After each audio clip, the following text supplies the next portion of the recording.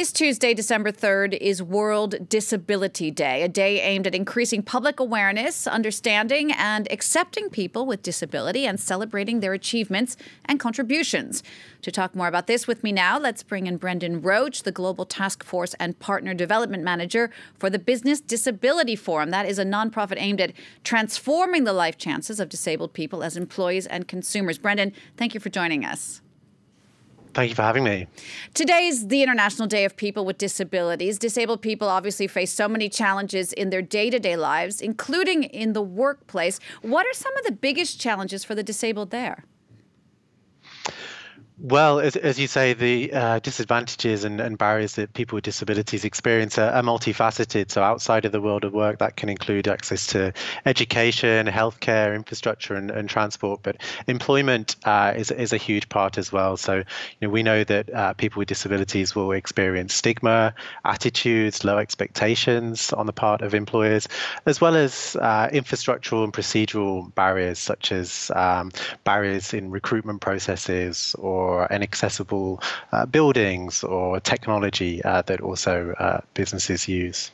What kind of results has your organization been able to get into the business industry for people with disabilities?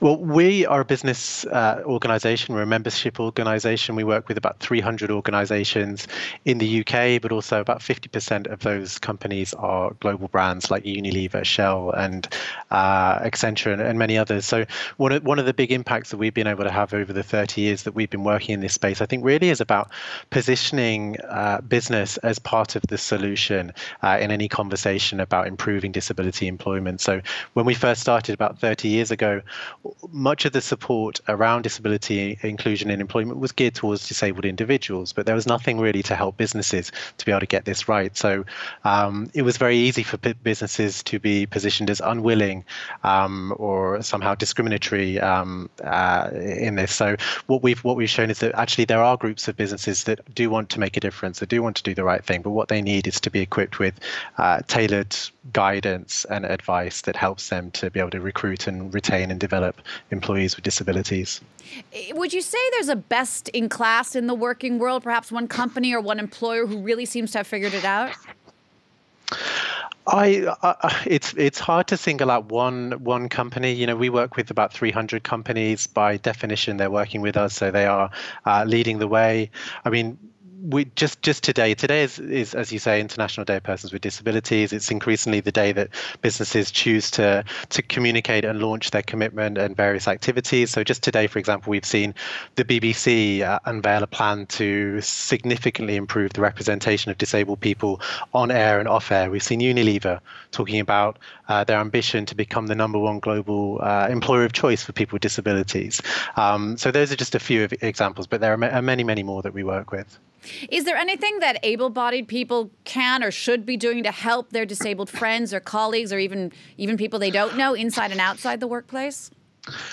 I think one of the most useful things is about how we think about disability relative to ourselves. So thinking about disabled people and non-disabled people is one way of thinking about it, but increasingly people are starting to realize that this disability is part of the human condition. So it's less about them and an us, and actually it's something that will impact on every single person in the world at one point in their life, particularly as we age and the increase of disability that comes with aging. So this is part of everybody's life, and I think that is one of the biggest step changes that needs to happen for people to realize it's about us and not just them.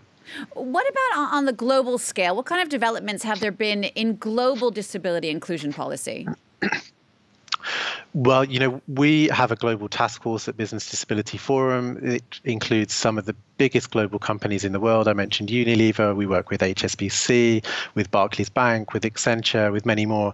What we're starting to see is those organizations really realizing that actually they have a footprint that spans the globe. Many of those companies are working in developing countries where we know that disabled people will be some of the most disadvantaged in the world. So what they're starting to do is to develop a global approach to disability inclusion. So by improving their employment practices, their service provision, their work with their global supply chain, they recognize that they're able to have a significant impact on the life chances of people with disabilities around the globe. Brendan, just to wrap up, what are your thoughts on this World Disability Day? What do you hope that people will get out of today? Well, we're really starting to see some really great activity, and particularly centered around this day, December the 3rd. So a couple of activities that I'll mention very quickly. The Valuable 500, which is a campaign launched at the World Economic Forum last year in Davos. Even today, we're seeing as part of that campaign, people like Shell's CEO, Ben van Beurden, putting disability on the board agenda. And then lastly, Purple Light Up, which is a global movement.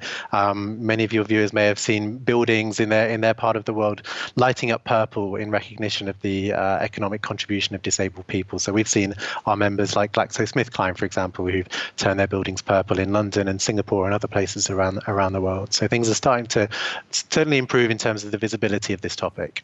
Brendan, thanks so much for taking the time to speak to us. Brendan Roach there from the Business Disability Forum. Thank you. Thank you for having me.